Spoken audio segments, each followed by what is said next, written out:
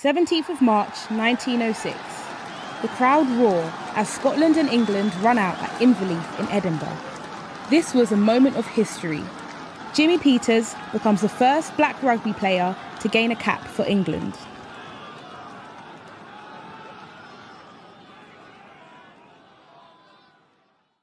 In the early 1900s, there were two prominent black sportsmen playing in Plymouth. Both would be selected for England, but only one would go on to gain their cap. In June 1921, when John Leslie joined Plymouth Argyle, he was the only black professional footballer playing in England. And when in 1925 he was called up to the England team, he should have become the first black footballer to play for England. But he was dropped. Many believe this was because the selectors at the FA realised he was black.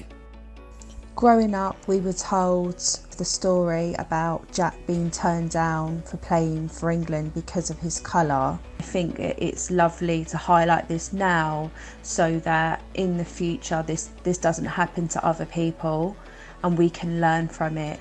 And it wasn't until more than 50 years later, in 1978, that Viv Anderson became the first black footballer to get an England cap. But Plymouth's links to black sports history aren't just in football, they're also in rugby. In 1902, Jimmy Peters was a black player playing for Plymouth RSC. Jimmy had been orphaned. His dad George was from Jamaica, but he'd been mauled to death by lions while touring Britain with a circus.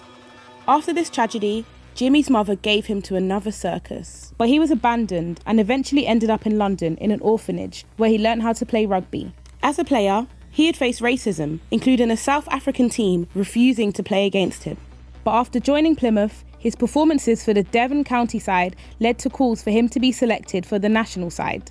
And in 1906, Peters won his first cap, setting up 2 tries against Scotland.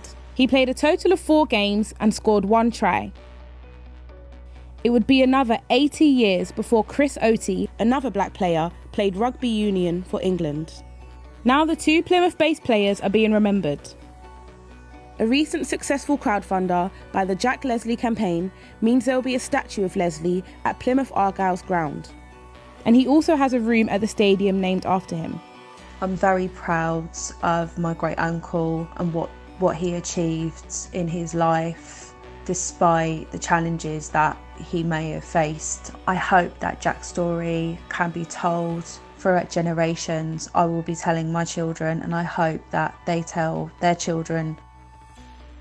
Jimmy is part of the Pioneers section at the World Rugby Museum.